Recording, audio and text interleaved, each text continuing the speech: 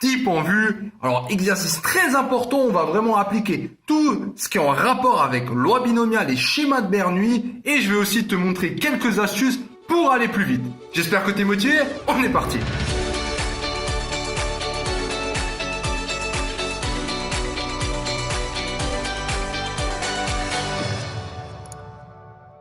La clé de ce type d'exercice, déjà, c'est de bien lire l'énoncé et de le comprendre. Parce que des fois, c'est vrai qu'il faut même le lire 2 fois. Commençons. Un QCM est composé de 5 questions. Pour chacune d'elles, seule une réponse sur les 4 proposées est juste. Donc là, je fais une petite illustration. Donc là, j'ai un QCM, j'ai mes 5 questions. 1, 2, 3, 4, 5. Et chaque question a 4 propositions. 1, 2, 3, 4, blablabla. Donc, questionnaire à choix multiples, il faut cocher. Donc, par exemple, typiquement, ça peut être un QCM qui a été rendu. Donc, je coche réponse 2, 3, 1, 4 et 2. Voilà, je rends ça, je mets mon nom, c'est fini. Partir. Un candidat répond à ce QCM, dans ce style-là, en cochant au hasard et de façon indépendante chacune des 5 questions. Alors, qu'est-ce que ça veut dire façon indépendante? Ça veut dire que il prend pas en compte d'avoir coché 2 avant, on s'en fout. En fait, c'est comme si il lançait un dé, on va dire 4 faces, et il prend vraiment n'importe quoi au hasard. Très bien. Soit X, la variable aléatoire associant aux réponses du candidat la note obtenue sur 5. Ok.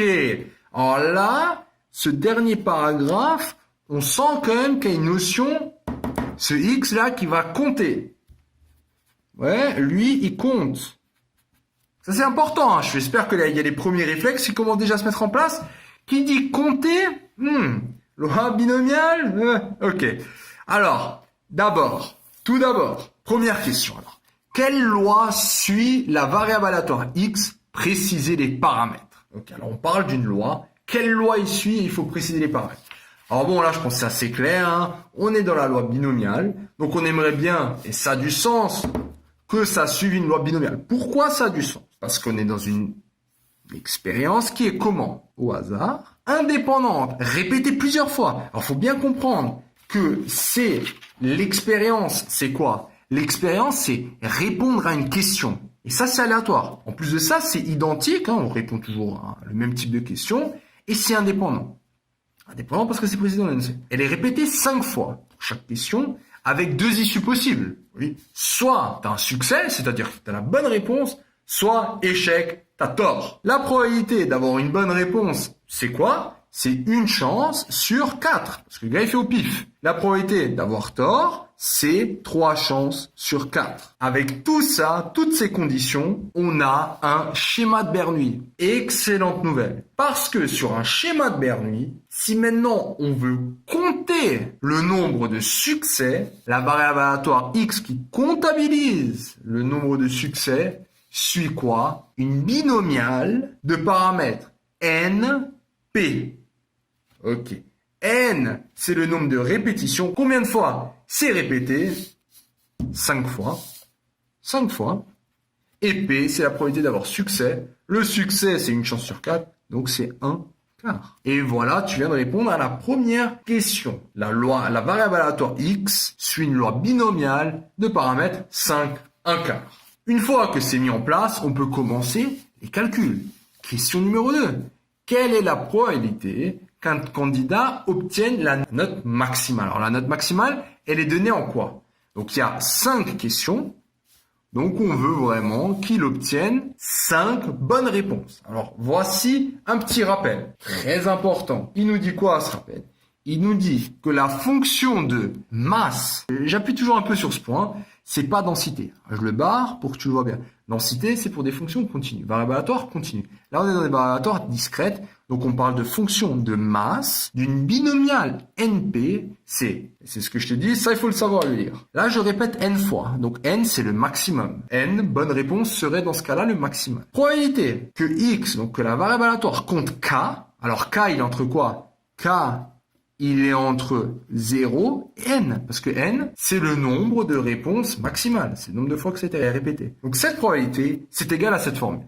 Donc P, c'est bien le succès, on veut le succès K fois 1 moins, donc succès, 1 moins P, c'est l'échec, S bar, et on le veut N moins K fois, c'est-à-dire le reste. Et ça, c'est juste le coefficient binomial. Donc ça, on le tapera à la calculatrice, pas de souci. On lit ça cas parmi n. Donc nous, pour répondre à notre question, la probabilité qu'un candidat obtienne la note maximale. Donc on veut que x, notre variable aléatoire, il compte combien? Il compte 1, 2, 3, 4, 5, 0. Il veut qu'il compte 5 succès.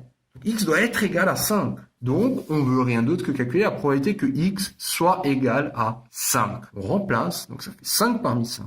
1 quart puissance 5, 3 quarts puissance 0. Alors, 3 quarts puissance 0, c'est égal à 1. 5 parmi 5, c'est égal à 1. Et tu te retrouves avec 1 sur 4 à la puissance 5, ça fait 1 sur 1024. Alors ça, encore une fois, tu peux le taper à la calculatrice. Sinon, il y a aussi une formule que j'ai pas donnée dans cette vidéo parce que ça peut paraître un peu compliqué. Mais bon, tu verras, et c'est de la combinaison, donc tu vas trouver que c'est égal à 1. Alors quand tu as le même nombre, alors 5 parmi 5 ou 0 parmi 5, ça fera toujours 1. Donc ça, c'était quelques valeurs à connaître. Question numéro 3. Quelle est la probabilité qu'il ait obtenu au moins 1 sur 5? C'est-à-dire qu'il ait au moins répondu juste à une question sur les 5. Donc au fond, x, dans ce cas-là, il doit être égal à quoi? Ou bien 1, ou bien 2, ou bien 3, ou bien 4, ou bien 5. Donc c'est la probabilité que x soit supérieur ou égal à 1. Et là, la petite astuce. Parce que si j'applique pas d'astuce, ça c'est égal à quoi? C'est égal à la probabilité que x égale à 1 plus la probabilité que x égale à 2 plus plus la probabilité que x égale à 5.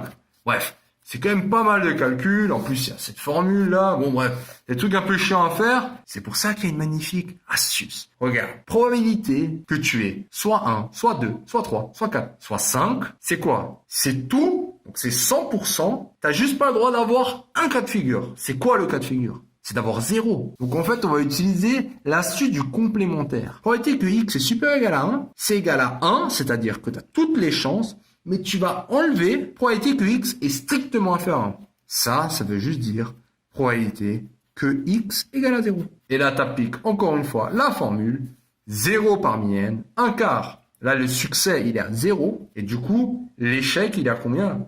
Si en tout, tu lances 5 fois, il doit être à 5. Tu obtiens quoi? Donc ça fait 1. C'est aussi une valeur remarquable.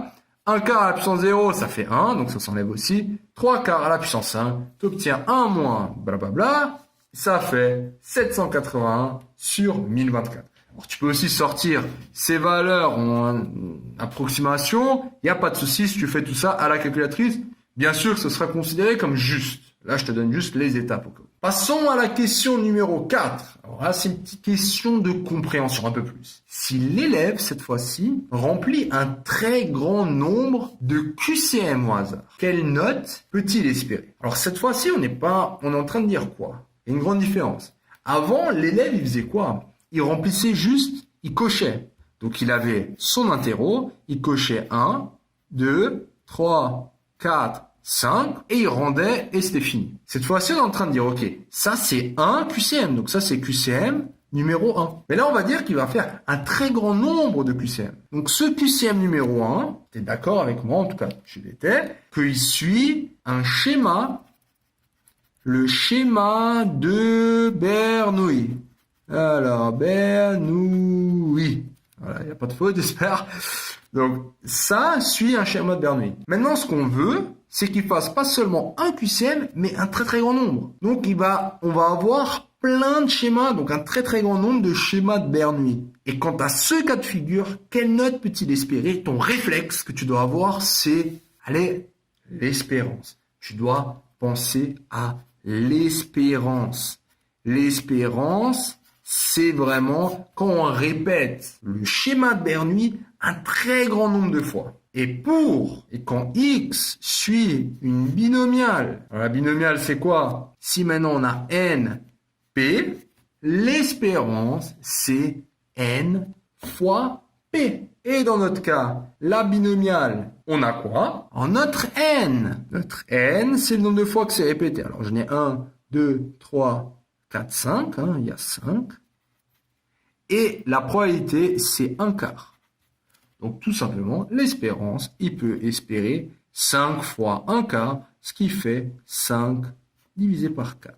5 divisé par 4, ça fait bien 1,25.